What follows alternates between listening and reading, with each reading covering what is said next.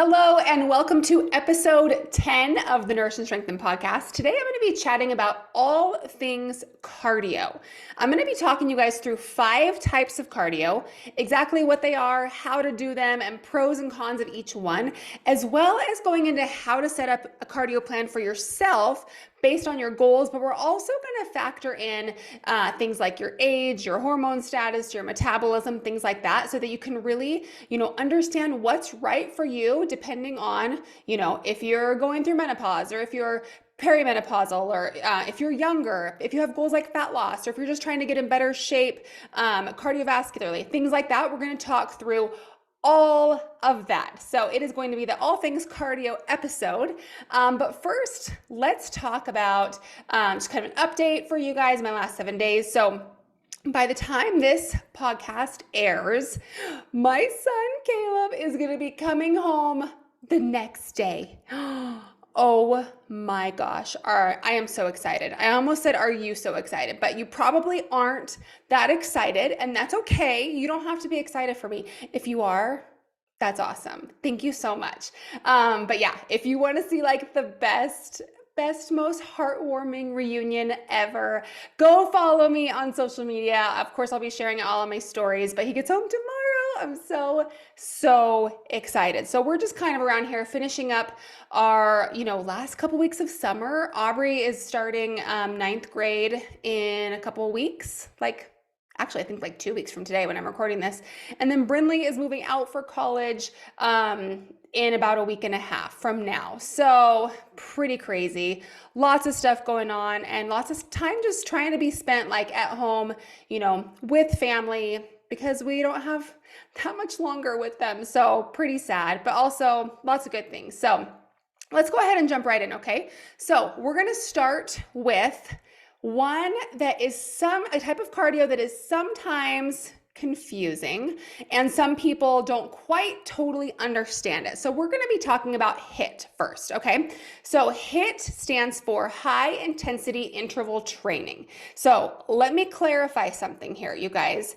HIIT training is not push-ups, squats, squat jumps, bicep curls, burpees. Then you go run for a minute on the treadmill, then you rest. That is not true HIIT. That is a style of interval training, and I'm going to talk about that in just a minute. But true HIIT is like 15 to 30 seconds. You can't possibly do it much longer. Otherwise, it's another style of training. All out. Like, I want you to imagine you're being chased by a bear, and that bear is going to grab you by your clothes and tackle you and eat you if he catches you, okay? That is true HIIT. Like, you can't even move your body any faster for 15 to 20 to 30 seconds, okay? And then this is followed by 1 to 3 minutes. It's usually a minute or two, 1 to 3 minutes maybe, of complete rest. Maybe you're walking around kind of moving, but it is not slow jogging, okay? Because if you can slow jog in between your sprinting intervals, you weren't sprinting hard enough, okay? You should literally do your HIIT interval like you're just pushing yourself like crazy, like you're going to get mauled by that bear right behind you.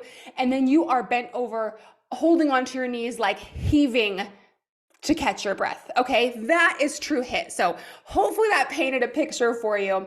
If you can do this longer, the intense period longer than 15 to 30 seconds, if you're getting 45 seconds, a minute and a half, that is not true HIIT, okay? That's gonna be the category we're gonna talk about next, all right? So true HIIT, let's talk about heart rate or RPE, rate of perceived exertion. I don't love to use heart rate as a guide here because it's gonna be all over the place, okay? Because sometimes your heart rate won't fully accelerate in that 15 to 30 seconds, and during your rest period, it might actually be continuing to go up higher for the first little bit, but by the end of your rest period, your heart rate should be back down to maybe 115, 120, 125. Of course, it's going to depend on your age and all of that, but I like to go by RPE, rate of perceived exertion. So on those those pushing, sprinting intervals, you really want it to be like a 9 out of 10. Okay, like you can't possibly go any faster. Okay, so what are good sources of HIIT? I really like sprinting on a track. Okay, you can do a treadmill as well. It's a little bit harder if you're trying to adjust the speeds, but something that I'll do on the treadmill is I'll just put it up to that highest speed, whatever that is, like, I don't know, 10 miles an hour or whatever is as fast as your little legs can carry you, and then hop off for the recovery. So you're just gonna sprint, hop off, stand on the side, catch your breath for that 1 to 3 minutes, and then maybe 30 seconds, but you could lower the speed during that rest period.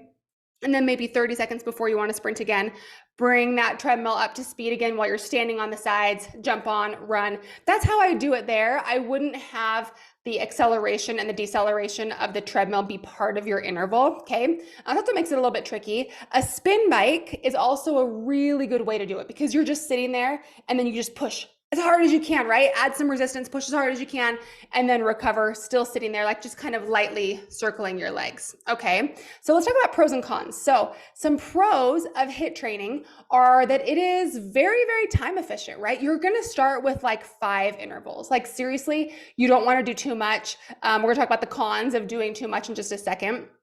But it's very time efficient. You burn a lot of calories, short period of time, okay? It also boosts your metabolism, kind of like weightlifting does. Like, you know how weightlifting, it can boost your metabolism for the next 24 to 48 hours? HIIT training does the same thing because it is so taxing on our bodies. You really have to prioritize that recovery. It's also really great for improving your fitness level and your stamina. If you're training for like a race or something, it's really great for getting those top speeds up. And it can also help regulate insulin levels. It's really good for, keeping blood sugar more stable and preventing super high insulin spikes from like a normal carb meal, okay? Cons are it is very, very hard. It's very hard. You need a certain base level of fitness to do it safely, okay? I would never prescribe HIIT to a beginner, okay? Because they're just not going, if they just push as hard as they possibly can, your rate or your risk of injury goes way, way, way up, okay?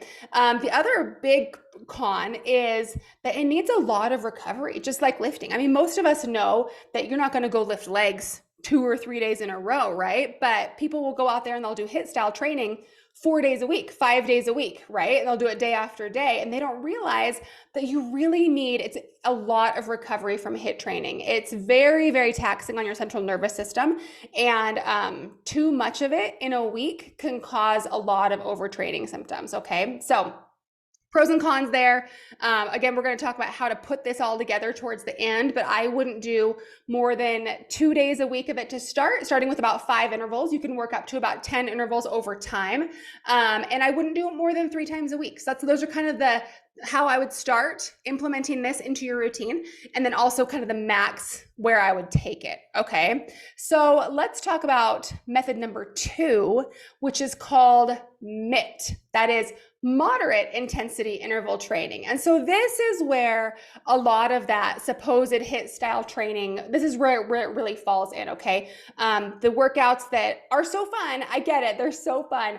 Like your kind of more lifting circuits, like your body weight, your push-ups, your squats, your burpees, your different things like that, all put together into a circuit that people call HIIT training, but it's really more moderate intensity interval training. So hopefully that makes sense after I just described what true HIIT training is, okay? So what it really is, it's about 1 to 3 minutes of hard, followed by 1 to 2 minutes of easy, okay? So you'll notice with the HIIT training, it was like 15 to 30 seconds, right? And if you can go longer than that, then obviously it's not hard enough to where you could only do it for 15 to 30 seconds. Does that make sense? So if you can do it for 1 to 3 minutes or so, then that's going to be your moderate intensity interval training. And then follow it by 1 to 2 minutes of easy. It doesn't have to be necessarily complete rest. This is where you can have more like of those running, jogging, walking intervals, okay? So let's talk about heart rates. So it will get to the top of your heart rate zone. So whatever that is for you, everyone's going to be a little different. For most people, it's, anywhere from 155 to 170-ish. And then in your rest interval, it's probably going to come down to about 120 to 140. The longer your rest interval is, obviously the lower your heart rate will come. Based on your fitness level, your heart rate will drop will drop faster the fitter you are. Okay, so if you're not quite as fit, if you're more of a beginner, it's going to take a little bit longer for your heart rate to drop. So you might want to have a little bit longer of a rest period. Okay. So good sources of moderate intensity interval training are, most of your group fitness classes will be in this category. So you might think, like your like a spin class, there's like intervals built into it, right? But most of the time it's going to be longer intervals, 1, 2, 3 minutes, right? Followed by some easier time. Any type of class where it's like you have a really hard song you're working out to, and then you have an easier song. That's going to be moderate intensity interval training, okay? Like I mentioned before, walk, run intervals. If you're doing intervals where you're like running and then jogging and then walking, anything mixing those up is going to be moderate intensity interval training. And you can also really easily do this on any cardio machine as well. Hop on an elliptical, a Stairmaster. Elliptical you can do HIIT on because it's almost like a spin bike. You're just, gliding those feet around in that circle. Stair mill, it's going to be harder to really push yourself for 15 to 30 seconds. I'm sure some people can do it. For me, if I was really going as hard as I could, I would probably fall. But I'm sure some people can do it. Most of the stair mill, elliptical, the cardio machine is going to be under that moderate intensity interval training, okay? So let's try talk pros and cons here. So your pros, this kind of workout is great for easing boredom. I don't know about you, but I have some serious cardio ADHD or ADD, and I have a hard time focusing, right?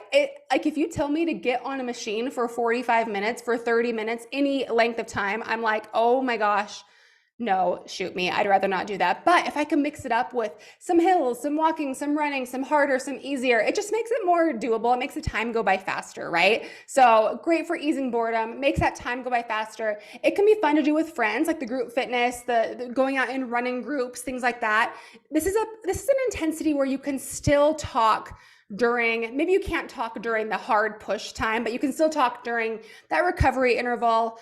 This is also really great for heart health, for boosting endurance, for increasing your fitness level. If you're just like, my main goal right now is to run faster or is to get more cardiovascularly fit so that I talk to women who, and I've felt this way before, they're like, it's summertime. I want to be able to just go out and hike a mountain and not feel like I'm super winded. This is a great type of cardio for you to incorporate, okay? The cons, it can be hard on your hormones to do longer sessions of this higher heart rate, okay? So since it is a little bit easier than true HIIT, it's common to do like an hour-long class or go on like a 5 or 6 mile run that's gonna take like, 45 to 60 minutes, right? This is still a high heart rate cardio session. And so the longer sessions of that higher heart rate can lead to chronically elevated cortisol levels, especially the older we are. If you're over 35 or 40, hormones are starting to change due to aging. It can be hard for our bodies to handle repetitive stress like this, okay? It can also cause overuse injuries, like things like, if you're running a lot, pounding on your joints, your knees, your hips, it can cause some of those injuries because it is those longer sessions, okay? So that's our moderate intensity interval training. If you wanted to incorporate this, I would again just start with a couple sessions a week. I definitely would not do 2 HIIT sessions, 2 moderate intensity, and like more of what we're going to talk about in just a minute. I would just, choose a type of cardio you want to start incorporating. And I would try to just start with twice a week. Since this is lower intensity than true HIIT, you can, do 3 sessions a week, work up to maybe 4. I wouldn't do more than that. Okay. Our next type, number 3, is our moderate intensity steady state. So this is our MISS, okay? MISS. So how do we do this? So this is your typical, I am going for a run. If you are fit enough to do a 3 to 4 mile run, jog, whatever, that's what this would be, okay? No intervals built in.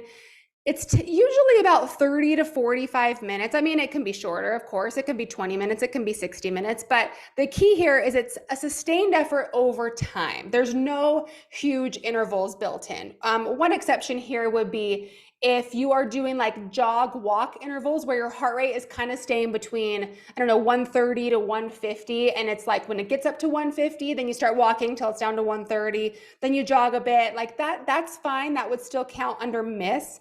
But you don't have those hard intervals where it's like, 1 or 2 minute really push like as hard as you can for that length of time, then recover. Does that make sense? So your RPE here, your rate of perceived exertion, is going to be about a 6 or a 7. That 8 or 9 is going to be reserved for that moderate intensity interval training. And then that 9 or 10 is our HIIT training, right?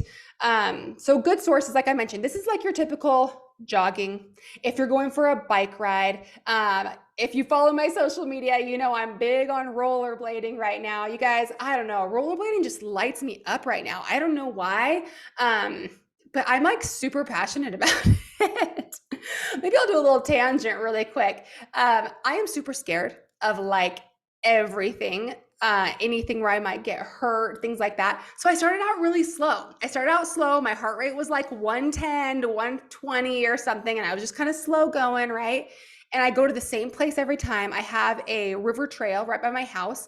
It's very flat. And if I go a certain direction, when I go south from my house, the trail is really good. Not a lot of huge like divots or things like that. Going north, totally different story. I went north for the first time this week and it was awful. But I have this route that's super flat.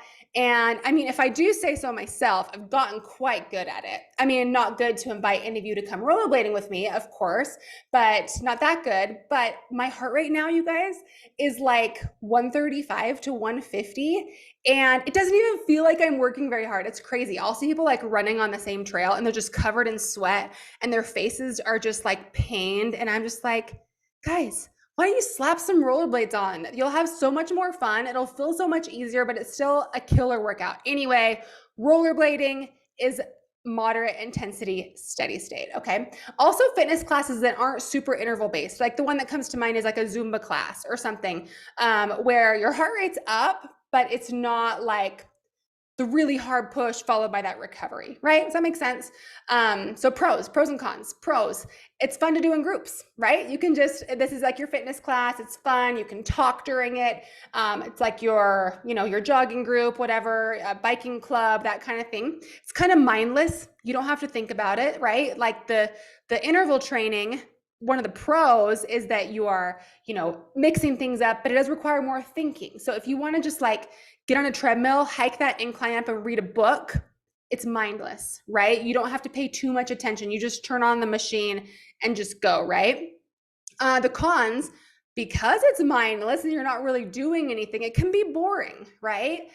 This kind of cardio can also be hard on hormones, kind of like the moderate intensity interval training, because same reason, those longer sessions of that higher sustained heart rate can lead to higher cortisol levels. And the older we are, the harder it is for us to recover well and get those cortisol levels to come down, okay?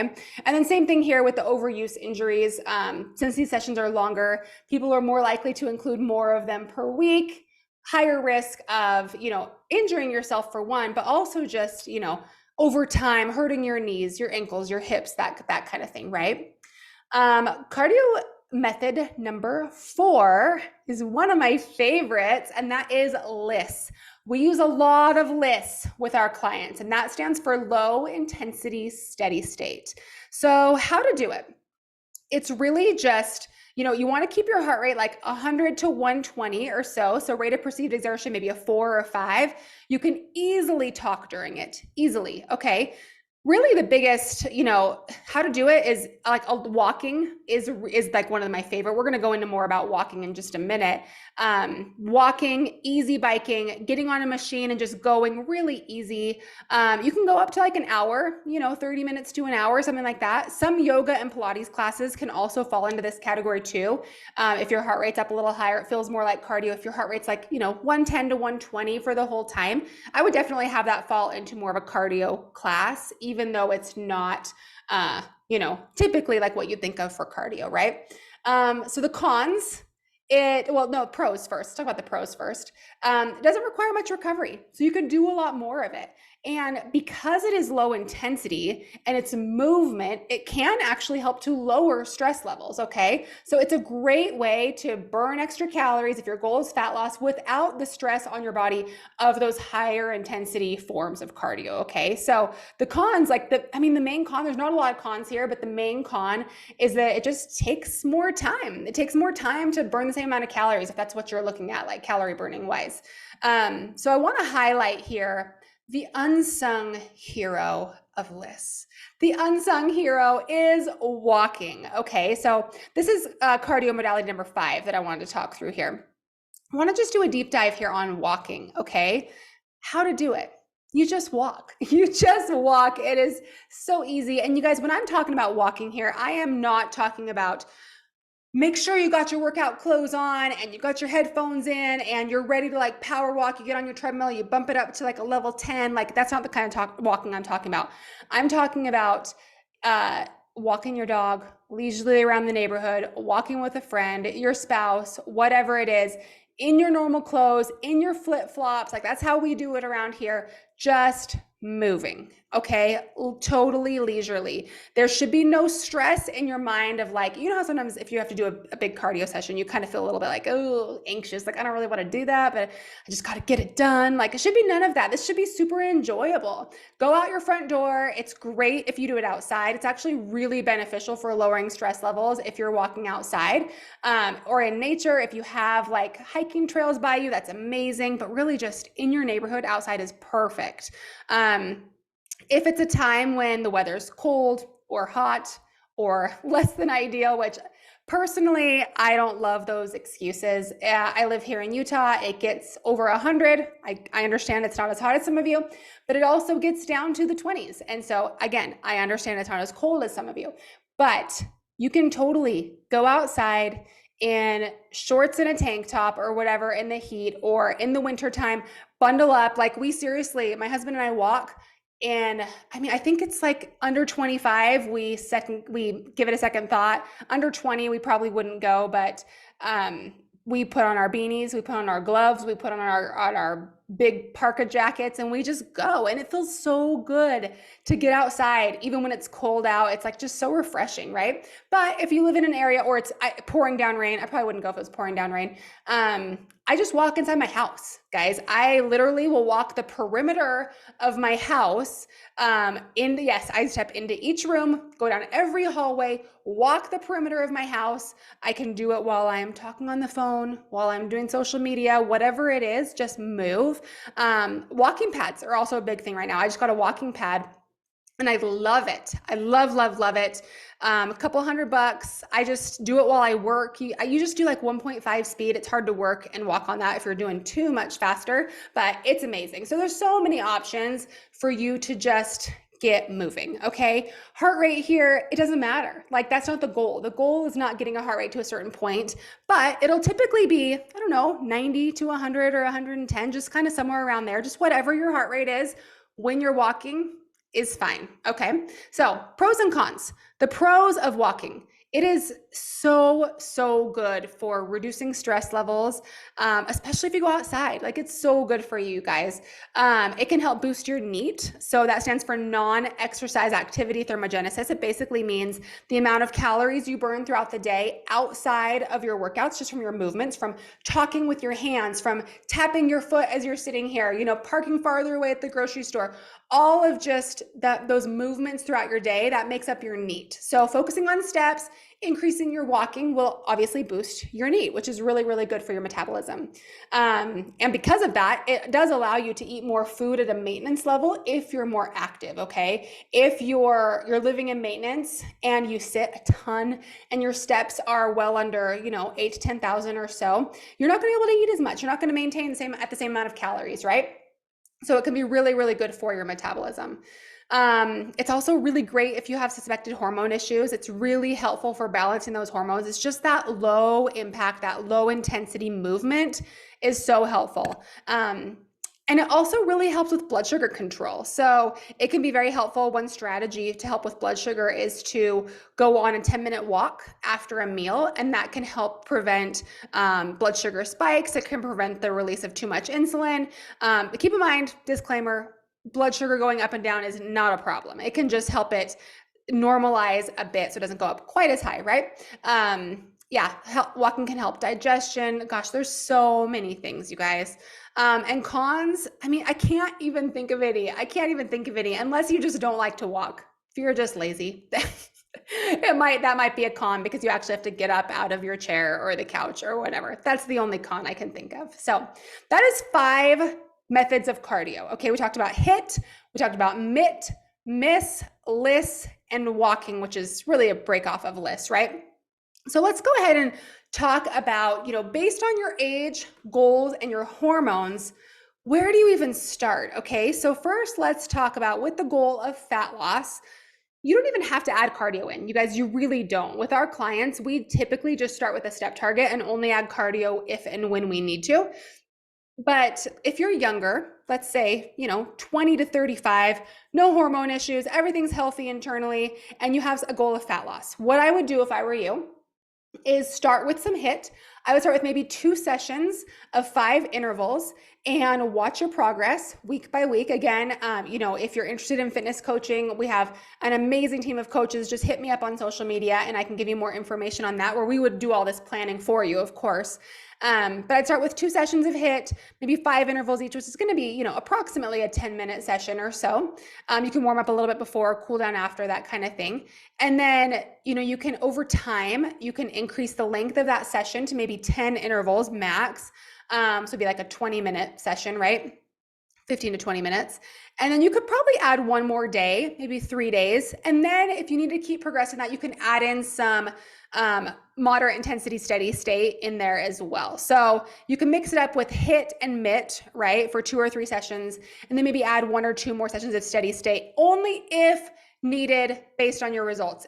If you are seeing great results and you're happy with it, I would not continue to add cardio, okay? It's only a tool you can use to help push through plateaus and get better results if needed, okay? Now, let's say you still have a goal of fat loss, but you're older. Now, older, unfortunately, means like over 35 or so, which is not old. It's so sad that we think of that as old, but it is when our progesterone can start declining. Not saying that you're going into perimenopause at that age by any means for most people, but it is when hormones do start to change for many of us. 35 to 40 is kind of when that process starts. You may not notice it or feel it until you're in your low to mid 40s. But really, if you're 35 to 40 or up and you feel like you're hitting your head on the wall and you're not seeing results from what you're doing, I would cut all the intense cardio and start with walking, okay? I just went into why it's so helpful, why it's so important. I would start with walking, and then I would just focus on increasing that step count. So let's say you're at 6,000 to 7,000 steps a day. Try to get to 8,000 to 10,000 first. Once you're there, once you're hitting 10 consistently and you're still wanting to see better results with your fat loss, you can go to 11, then 12, then 13,000, and just kind of keep bumping that up. If you want to add in some LISS or maybe some miss or MIT or even some HIIT a little bit, like maybe once or twice a week, you can, but I would not have it be the first thing that you try if you are suspecting hormone issues, okay? Now let's talk about if your goal, and now of course, I need to just say a caveat there is nutrition has to be in line. You can't be doing whatever you want with your nutrition and just continue to add cardio. That's not ideal when it comes to fat loss, okay? Now let's talk about, maybe your goal is not fat loss and you just want to have a healthy heart and maybe boost your fitness levels. Kind of how I talked about before about, just wanting to feel like you could go and play a game of pickleball or go on a hike or whatever it is and have, and not be totally out of breath, right? So what I would do there is probably start with a session or 2 a week of moderate intensity interval training or moderate intensity steady state, whatever feels good to you. If you want to be able to hike, go on some hikes. If you want to be able to go for a jog, start working into like some walk jog intervals and work up to like a run pace, right? So really here, the overarching key is not starting out with too much, starting out with maybe 2 sessions and only adding in if needed to reach your goal, whatever that is. Okay, so hopefully that was packed full of information for you. We talked about those 5 kinds of cardios, what they are, how to do them, the pros and cons of each, and also tips on putting together, a cardio program for yourself. So yeah, if that was helpful for you guys, let me know. I would love to hear some feedback from you. If you're interested in sharing it on your story, that would make me so happy. And of course, if you enjoy this podcast, I would love a 5-star rating and review. That would be so wonderful. It helps me get the podcast to more people. But yeah, that is kind of my deep dive on cardio. If you have any questions, just hit me up on social and let me know. But I will talk to you guys next week. Okay, see you soon.